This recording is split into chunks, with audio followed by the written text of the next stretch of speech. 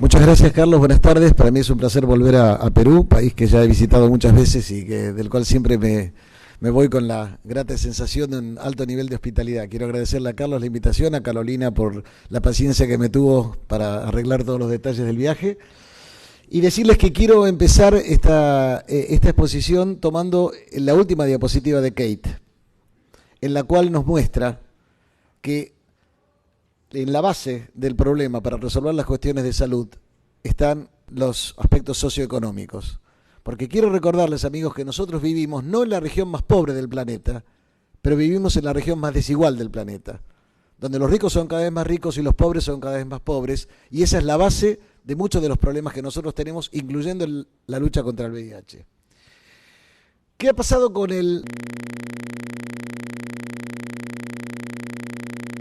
que es del año 2006, pero que continúa teniendo su valor, en el cual claramente muestra que en la medida en la que ponemos más pacientes en tratamiento, la cantidad de muertes por 100 personas año decrecen de una manera simétrica. Hay un artículo de Rachel Walensky publicado en el Journal of Infectious Diseases hace algunos años que hasta para el año 2006 3 millones de años de vida habían sido salvados en los Estados Unidos simplemente por la existencia de la terapia antirretroviral.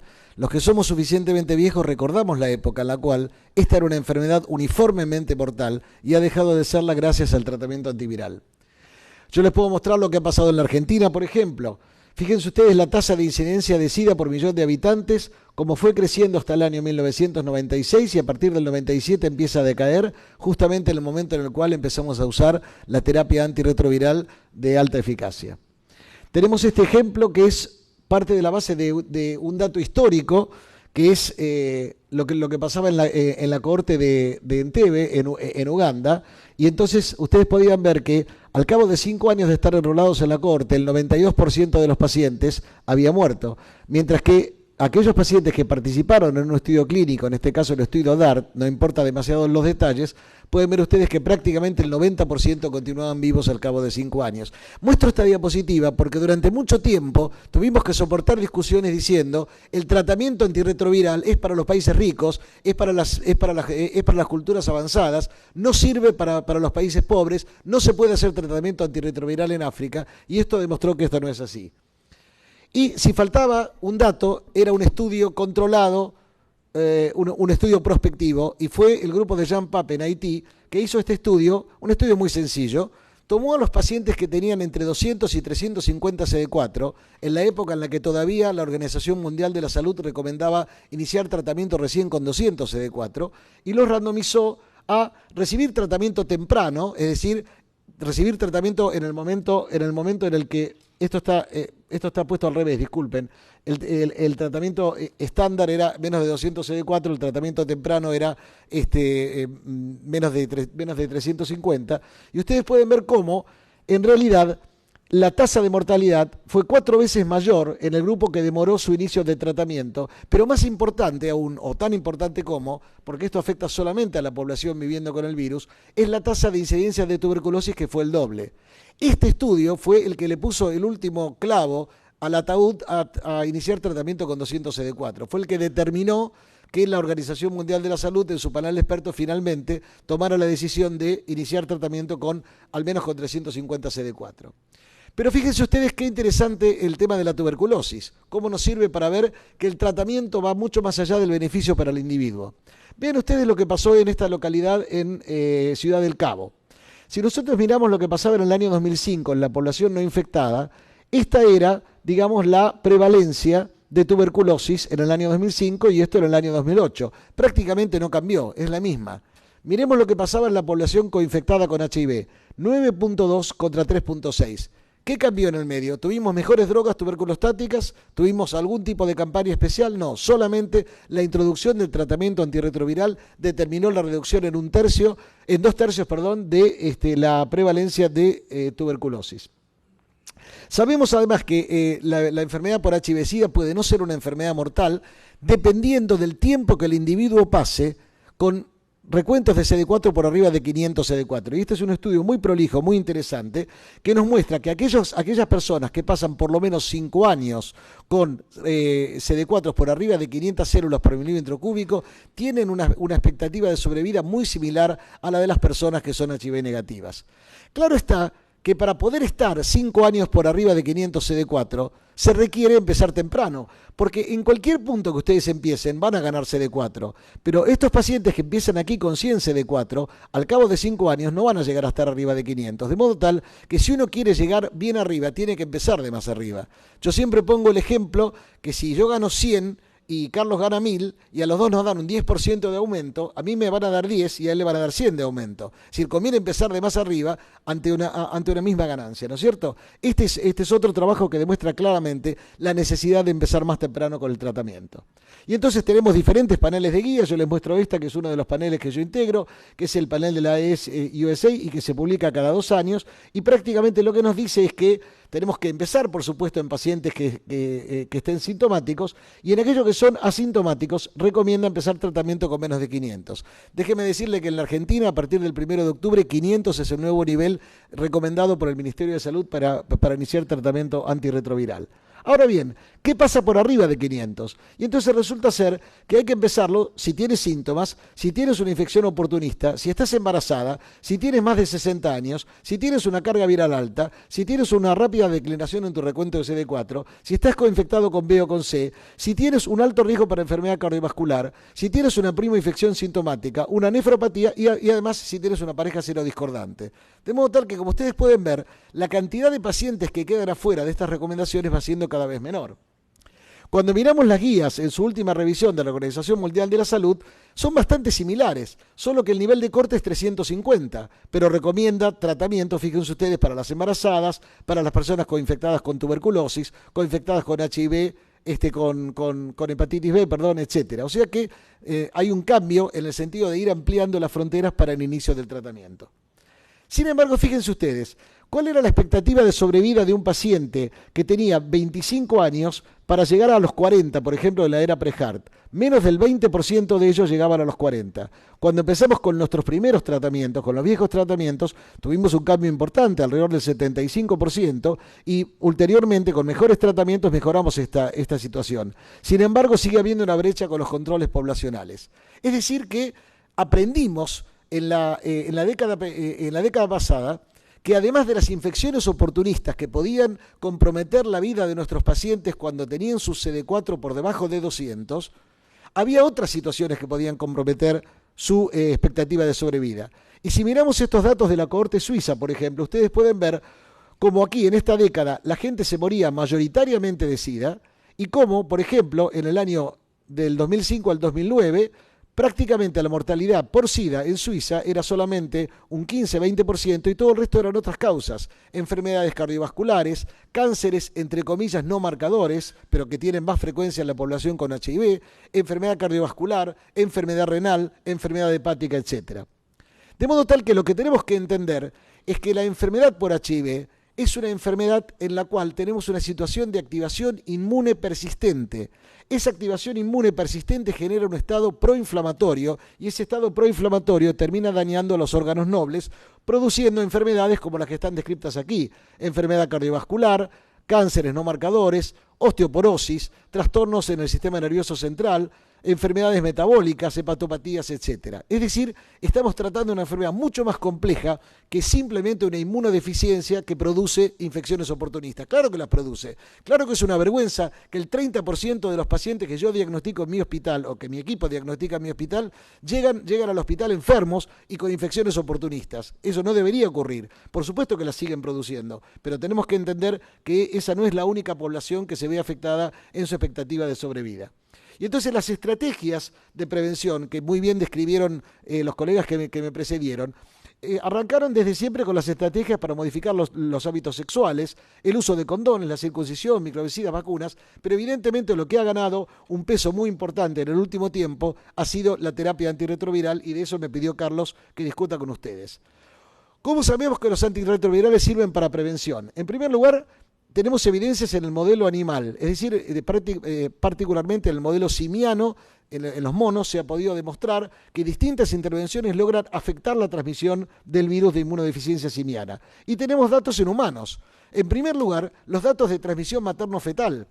Se ha logrado reducir la transmisión, se ha logrado reducir el SIDA pediátrico, diagnosticando y tratando a las mujeres embarazadas. Y también tenemos evidencias, no de estudios prospectivos, pero tenemos evidencias que la profilaxis posexposición en un accidente laboral logra reducir hasta en un 80% la transmisión.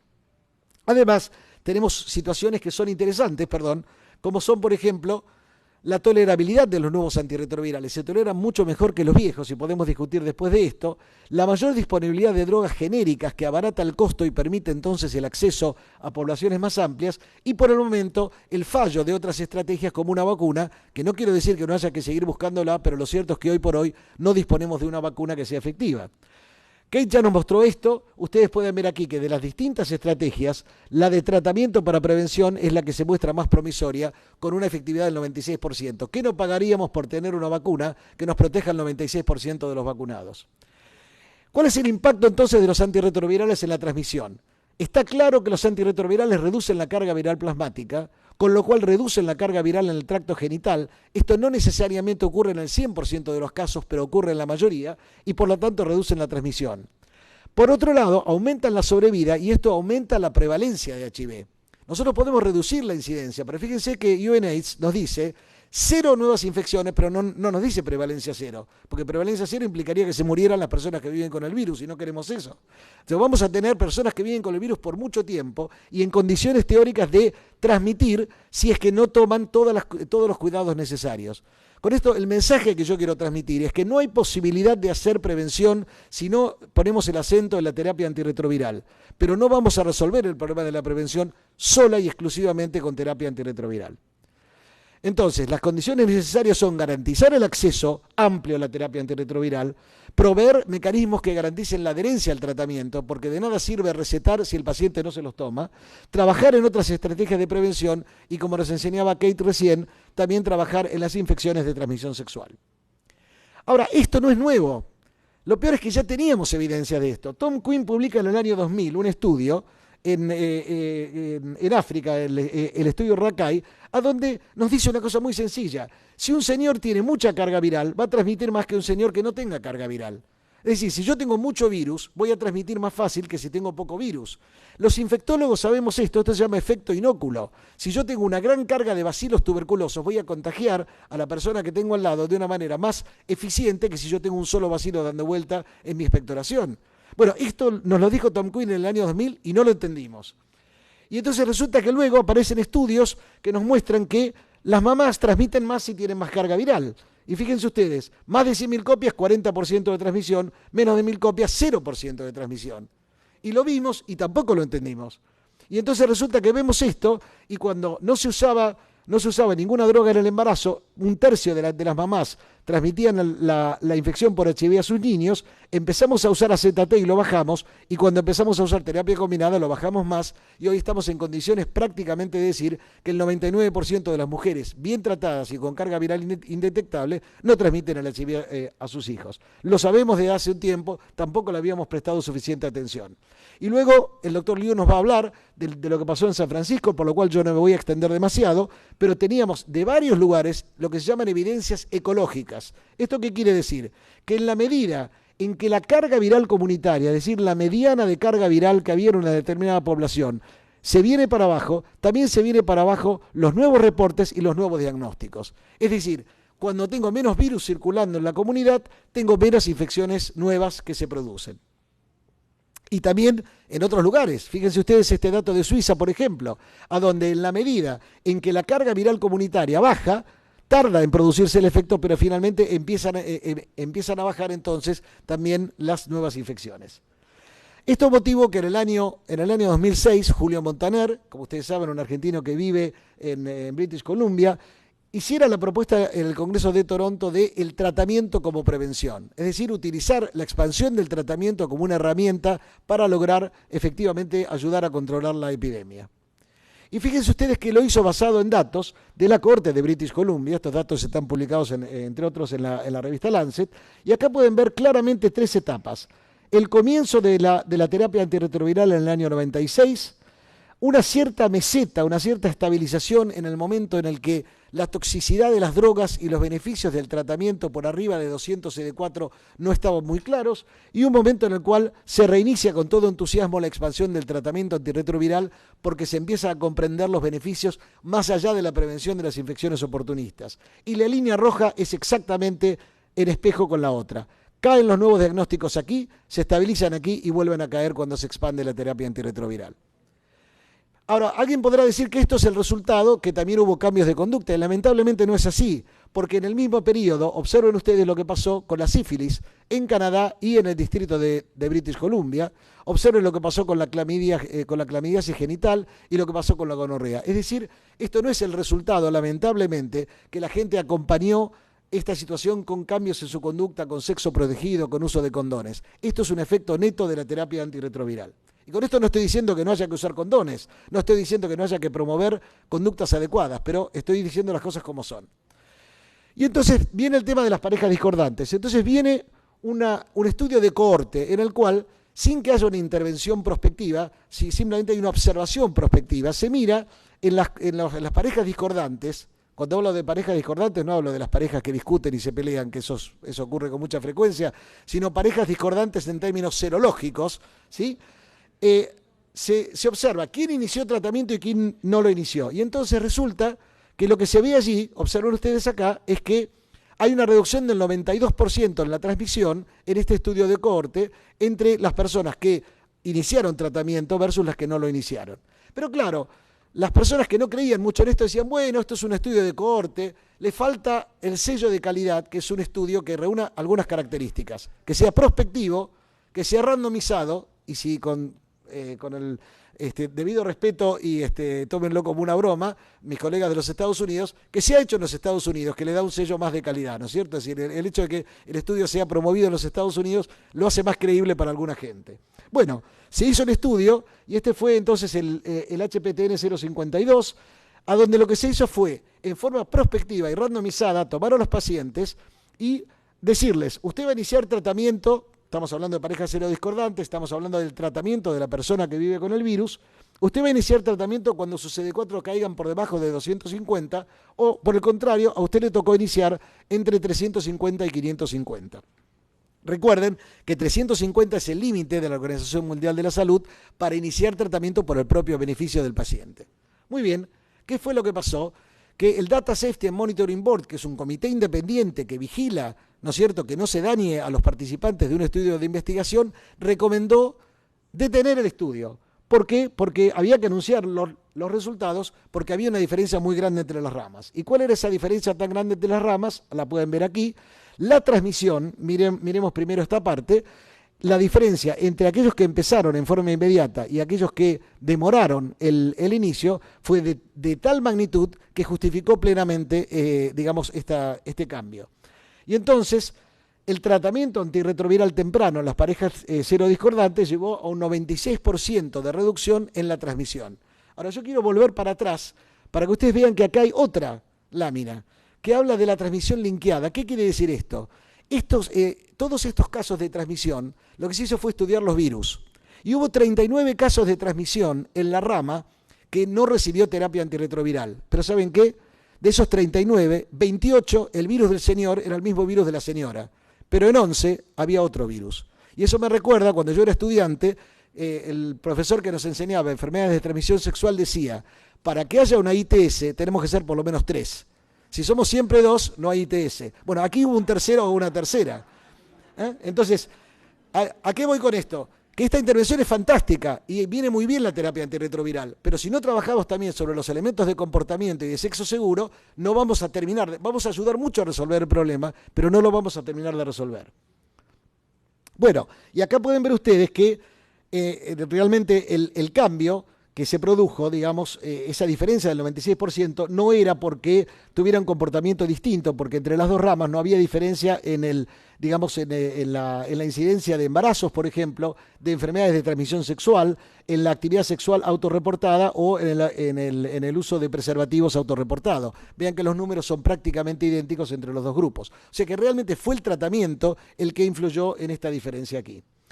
Y como pueden ver ustedes, quiero llamarles la atención sobre este punto en particular, la carga viral basal por cada logaritmo incrementó en casi 3 veces el riesgo de transmisión del HIV. Ahora, la pregunta es que enseguida vino, y en particular de grupos de la comunidad, decían, bueno, muy bien, pero ustedes nos están pidiendo que hagamos una cosa de tipo samaritano, de beneficencia, que yo que tengo HIV tengo que tomar una medicación, aunque no la necesite para mí, para beneficiar a otra persona. Y esto no siempre se va a poder cumplir. Y observen ustedes lo que pasó. Las personas que tomaron terapia antirretroviral, insisto, entre 350 y 550 CD4, tuvieron una marcada reducción en la incidencia de tuberculosis extrapulmonar, además de que ganaron más CD4 y tenían carga viral indetectable. Es decir, ¿qué estoy diciendo con esto? Que el beneficio no se limitó solamente, entre comillas, ya sería muy bueno, a reducir en un 96% la transmisión, sino además el empezar más temprano mostró beneficios para el individuo.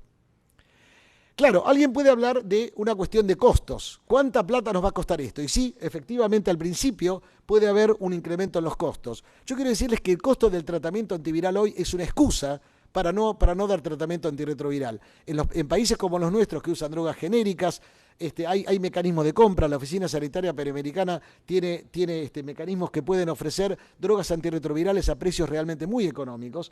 Y lo que sí sabemos es que en la medida en que los modelos matemáticos que se han desarrollado sean ciertos, es muy posible que nosotros terminemos no solamente siendo costo efectivos, sino costo ahorradores, porque al evitar nuevas infecciones, colegas y amigos, lo que vamos a lograr es reducir gastos. Y yo quiero recordarles que nuestra situación no es la infortunada situación de algunos países de África, a donde si una persona contrae una criptococosis, simplemente se muere sin tratamiento. Nosotros en América Latina internamos a nuestros pacientes, y ese paciente que no recibió tratamiento antirretroviral, ese paciente que se infectó cuando se podía haber evitado la infección, es el paciente que nos va a hacer la toxoplasmosis cerebral y lo tenemos que internar, nos va a hacer la criptococosis y lo tenemos que internar, y tenemos que gastar en drogas muy costosas. Internado en nuestros hospitales contrae un germen multiresistente y gastamos en antibióticos y prolongamos la internación y hacemos sufrir a las familias, etcétera. De modo tal que en una mirada amplia de salud pública, esta intervención es una intervención altamente efectiva y necesaria. En síntesis, ¿qué hemos aprendido? Sabemos que podemos controlar la infección, pero no la podemos erradicar. Si bien hoy quiero decirles que uno de los grandes objetivos es la cura funcional, la erradicación de alguna manera en el individuo del virus, o al menos poder ponerlo en el freezer de modo tal que no moleste más, aún en ausencia de tratamiento. Todavía no estamos en eso. Sabemos que la terapia antirretroviral es suficientemente potente como para reducir la carga viral en hasta 6 logaritmos. Imagínense ustedes, cada logaritmo es un 90% de reducción. 6 logaritmos es bajar 1.000.000, es decir, estamos hablando de una potencia extraordinaria del tratamiento. Sabemos que esto permite la recuperación inmune, la ganancia de CD4, reducir la morbilidad, las hospitalizaciones y la mortalidad, impactar en la incidencia, como le demostraron varios estudios, de enfermedad cardiovascular, de cánceres no asociados si iniciamos a tiempo, y que además de salvar vidas, logramos reducir la transmisión e impactar a nivel individual y poblacional. Por el momento no tenemos una vacuna efectiva en el horizonte cercano. Como nos enseñaba Kate, todavía por cada 2 nuevos casos en tratamiento aparecen 5 nuevas infecciones. Por lo tanto, necesitamos un nuevo enfoque, necesitamos hacer el maridaje adecuado entre prevención y tratamiento. Por favor, terminemos con la absurda discusión de si invierto dinero en prevención o invierto dinero en tratamiento. Si invierto dinero en prevención, tengo que tener fondos para ofrecer tratamiento, porque a quién le interesa testearse si no tiene tratamiento accesible. Si invierto en tratamiento, tengo que hacer prevención, porque nunca voy a poder tratar a todas las potenciales personas que se pueden infectar en el futuro. Tenemos que terminar con esta dicotomía y recordar que el estigma, la discriminación y la falta de voluntad política agravan la epidemia. Yo quiero terminar recordándoles en qué hemos sido exitosos. Hemos sido exitosos en evitar transmisión por vía de transfusiones. ¿Cómo lo hicimos? Testeando a todo el mundo. No estoy diciendo que haya que hacer testeo mandatorio, por favor. Estoy simplemente diciéndoles que en un escenario en el cual, si usted no acepta ser testeado, usted no puede ser donante de sangre. Ahí hemos logrado reducir prácticamente a 0 los casos de transmisión por vía transfusional. Segundo caso, el caso de la transmisión vertical. ¿Por qué logramos reducir la transmisión vertical? Porque hacemos testeo iniciado por el proveedor. Yo tengo alguna diferencia con el enfoque que hizo mi amigo Rafael Macín respecto del impacto de la epidemia en las mujeres. No comparto ese punto de vista. Entiendo de los hombres que tienen sexo con hombres, absolutamente es una población en riesgo. La experiencia en mi país muestra que hay muchas mujeres que se están infectando, pero las estamos detectando más temprano. ¿Por qué? Porque se embarazan. Tienen la suerte de embarazarse y tienen la suerte que la legislación obliga a los médicos en mi país a ofrecer el testeo. No obliga a las mujeres a aceptarlo, pero en general es muy raro que una mujer se niegue. Y entonces las testeamos más temprano. Y los estudios de cohorte, las evidencias ecológicas nos muestran que una intervención temprana con tratamiento puede llegar a reducir hasta en un 96% la transmisión. La pregunta para los próximos años, esto para mis colegas clínicos aquí, es si va a existir algún paciente absolutamente no elegible para iniciar tratamiento. Hoy anotamos en la historia clínica, no le indico, es decir, le indico tratamiento, mejor dicho, porque tiene 200 CD4, porque tiene carga viral alta. En el futuro vamos a tener que anotar en la historia clínica, no le indiqué tratamiento por tal razón, porque el paciente no está preparado, porque no quiere, etcétera. Porque en una perspectiva vamos a terminar tratando a la gran mayoría de nuestros pacientes. ¿Qué implicancias tiene esto para América Latina? Tenemos que recordar que el número de personas en tratamiento en América Latina ha venido creciendo, lo cual es bueno, pero que la mejoría en el último periodo ha sido plana. Es decir, hay otras regiones del mundo que han avanzado mucho más rápido de lo que hemos avanzado en América Latina. Y que la mala noticia, prácticamente esto, es que 2/3 del acceso a la terapia antirretroviral depende de 4 países en la región. No es una distribución uniforme. La mejoría no es igual en Honduras que en Brasil o en Argentina que en República Dominicana. Y entonces tenemos una gran tarea por delante para hacer en este sentido, para lograr realmente avanzar en términos de la terapia antirretroviral. Hay una serie de barreras al acceso al tratamiento que han sido identificadas. Este es un trabajo hecho por la gente de la OPS, que fue presentado en la Conferencia Mundial de SIDA, y básicamente lo que yo quiero es subrayar el testeo que no está integrado en la atención primaria. Todavía el testeo para el HIV parece ser una especie de elemento mágico para el cual hay que reunir una serie de pócimas y de cosas especiales, cuando en realidad todo lo que hay que hacer es proponérselo al paciente, aceptar su negativa, por supuesto, no imponerlo, darle el asesoramiento adecuado, pero proceder a testear, no esperar que el paciente venga. Nosotros testeamos a todos los que vienen, pero no vamos a buscar a los que no vienen. Ese es un problema. Por supuesto que eso tiene que ver con el estigma y la discriminación de las poblaciones vulnerables, y hay que tener estrategias en este sentido. Ya termino. En una provincia del norte de mi país, en la provincia de Jujuy, existe un consultorio de ETS y HIV que funciona de 10 de la noche a 1 de la mañana. ¿Por qué? Porque es la hora que nadie los ve entrar. Y entonces ahí pudieron empezar a testear a trabajadoras sexuales, a poblaciones trans, etcétera, etcétera. Hay un escaso uso de test rápido en la región. En algunos países hay problemas de aprovisionamiento de terapia antirretroviral y falta de recursos humanos entrenados. Es vergonzante que tengamos clínicas de tuberculosis o clínicas donde los pacientes se atienden por infecciones de transmisión sexual y que allí no se les proponga el testeo, lo mismo que mujeres embarazadas. Y por supuesto, la elevada inequidad en el acceso, particularmente para las poblaciones en riesgo, los pueblos originarios, los pobres y los excluidos. Fíjense una cosa, este es un trabajo que hemos hecho nosotros con la cohorte de Casanet, que es una cohorte que forma parte de un proyecto multinacional de cohortes, que muestra cuántos pacientes son iniciadores tardíos de terapia antirretroviral de acuerdo a las normas vigentes en cada país. Y ustedes pueden ver aquí, es un estudio sobre 6.000 pacientes, y fíjense ustedes que el 76% empezaron tardíamente. En una parte porque se presentaron tardíamente al cuidado y en otra parte simplemente porque se testearon tardíamente. Es decir, hay algunos pacientes que llegan y se testean muy sobre el final, otros se testean pero vienen mucho más tarde o son reconocidos mucho más tarde por el sistema para iniciar tratamiento. Y esto tiene también un impacto económico. Este estudio muestra claramente que en la medida en la que nosotros empezamos tarde con el tratamiento, los costos totales son más altos para drogas de HIV, para cuidado ambulatorio, para cuidado de pacientes internados, etcétera, etcétera. Es decir, que tampoco es un buen negocio, hay que explicarle a nuestros administradores, el demorar el inicio del tratamiento antirretroviral. Señores, van a gastar más si atienden mal a la gente, además de hacerla sufrir. Como dijo Michel Sidibé, como ustedes saben, el director general de ONUCIDA, director ejecutivo de ONUCIDA, el rol del tratamiento en parar las nuevas infecciones y de qué manera lo hacemos parte de una terapia, de una prevención combinada, tiene que ser explorada. Es decir, necesitamos un mayor diálogo entre los diferentes sectores que trabajan en este tema. Y por eso a la pregunta de si prevención o tratamiento, yo creo que en realidad todas estas intervenciones, las estructurales, las comunitarias, las intervenciones individuales y grupales sobre conductas específicas, el testeo y la expansión de la terapia antirretroviral, nos muestra que no es prevención o tratamiento, es prevención más tratamiento. Esto es lo que tenemos que hacer. No somos dos sectores separados, sino que tenemos que trabajar de una manera conjunta.